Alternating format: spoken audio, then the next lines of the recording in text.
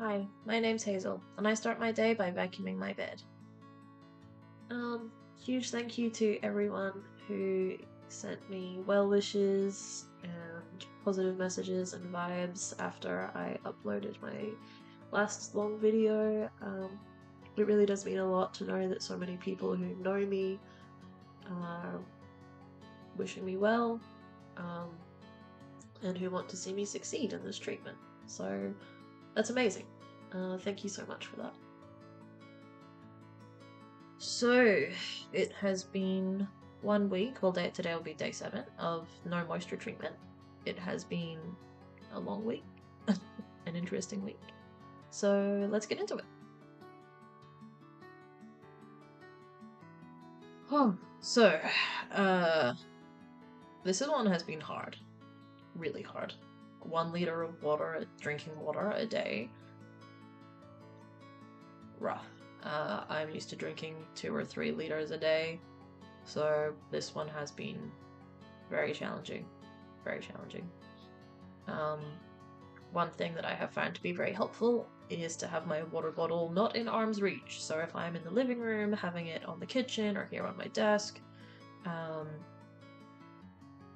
so that it's not within reach or easily reachable, has been good. I've had to be careful in the first couple of days to not have half of it gone by midday. Because then I'm left with 500 ml to get through till bedtime. So I've had to be very careful with that. In saying that, you're actually not supposed to drink water before you go to bed. You're supposed to have your last bit of water with your dinner, or you're advised to, so that your body can actually kind of have a dry spell before you wake up the next day, while you go to sleep. But I have meds that I have to take before I go to bed, so I leave myself just like a tiny amount to take before I go to bed. But I am in bed a lot earlier these days, and I will get into that. So, yes, that's been tricky. If I have any water left the next morning, like, maybe this much, maybe, like, you get to the end of your water bottle, you got this much left, I tip it out, give myself fresh water. But by God, I would love to drink anything that isn't water. I had a craving for fruit juice randomly, probably because I just want something that isn't water. I only get cravings for fruit juice if I'm sick, and I'm definitely not sick. So yeah, probably just wanting something with flavor. Earlier this week, it was overcast and rainy and windy and cold, and it was just, I messaged my mom and I was just like, I really want a cup of tea. And she was like, I know. So yeah, that's been difficult to adjust to as well. It's only drinking water. I did consider getting like a bottle of cordial or something to just mix things up, but then I was like, well, it's pretty highly processed, and I'm supposed to be avoiding highly processed things. So I could find another way to flavor my water if I really wanted to, but I probably shouldn't. So I will err on the side of caution with that one. Sleep has been better, I would say. So ideally, you're supposed to be asleep by 10 p.m. I have not been asleep before 10 p.m. in years, unless, again, I am sick. But you're supposed to be asleep at least between 10 p.m. to 2 a.m. That's what they call the golden hours for your skin to regenerate and to heal. So I'm not asleep by 10 p.m. yet. That is a work in progress. But when I am asleep, when I do fall asleep, I'm not falling asleep for an hour and a half, waking up and tossing and turning for hours. So that is good. That is progress. I feel that is also part of burnout recovery, because I'm not as stressed and as busy as I was for the last 6-7 weeks. So that's good. I'm probably falling asleep closer to 11 than anything else. And I'm waking up around 3, so I'm still in that window. I'm getting 3 of the 4 golden hours. It's got to count for something. I hope. But when I wake up at 3, I'm not, you know, awake then, tossing and turning for the next 2 hours. I am actually awake for like a little bit, but then I go back to sleep relatively quickly, which is fantastic. So that's great. I am sleeping long though. Like, I'm not up at 6, 7 a.m. I'm not. That's not me as a person. It's just not. But if I start falling asleep before 10 o'clock at night, that may change. You never know. But I'm still just letting my body have sleep. But yes, so that is a work in progress. That's going in the right direction, I feel. I do not know how you are supposed to do an hour of exercise when you are this dehydrated. I don't get it. I am managing half an hour, and that is with breaks, because I get so lightheaded and so dizzy that I have to stop. And I'm not even doing intense exercise. I'm not even doing anything that I would consider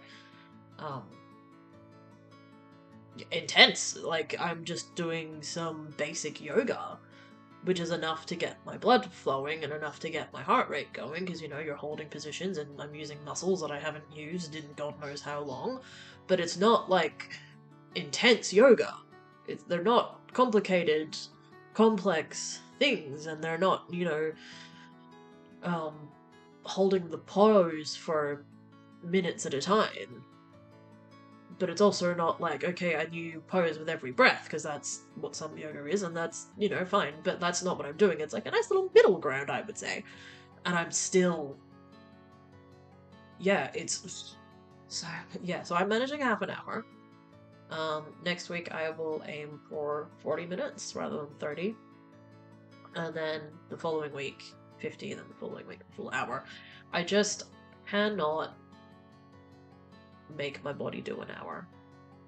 I just can't. I can't do it. I know that in my last video I'd said that, like, I could split it up and do half an hour here and half an hour there, but I am kind of worried, like, if I do too much, what would happen? So, yeah, I don't know. I'm probably just trying to justify not doing exercise, to be honest. Maybe. I don't know. Like, regardless, like, my body needs to adjust. It's not used to doing exercise to start. If I was like, okay, let's do an hour of exercise on full hydration and a full diet, no worries. It'll hurt and I'll complain, but no worries. But with the lack of hydration, I am kind of concerned. So, yes, that one is also a work in progress, and I knew that other than the lack of water, that one was going to be the most challenging. But I am still committed to doing it, is the important thing, because old me would have said, nope, too hard basket, not doing it, not today, the stars, no, they said no. But I am doing it. So that is also improvement right there. And I'll take it.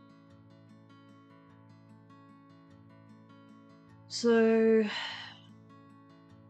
overall, it's been interesting. It's been long. It's been kind of difficult. The first week is the hardest, they say. But I am seeing results already. I look better than I did on my last long form video, which is good. But it's also feeling better on my face and my neck. I had this huge patch under my chin. This is on my chin. I had this huge patch under my chin. That's gone. And the skin here is actually quite soft, which is great. And then I had patches here on my neck, which is just currently quite flaky because it's, you know, recovering. But where there was patches and there's no longer flakes, it is soft, which is great. This is the whole point. This cheek here, soft. Around my ears, a little bit soft here. Forehead is kind of, like, I know that it's flaky, but it's still kind of a bit softer than, you know, it would otherwise have been. And I am thrilled. I'm still a long ways away. Like, there's still a lot to go through. My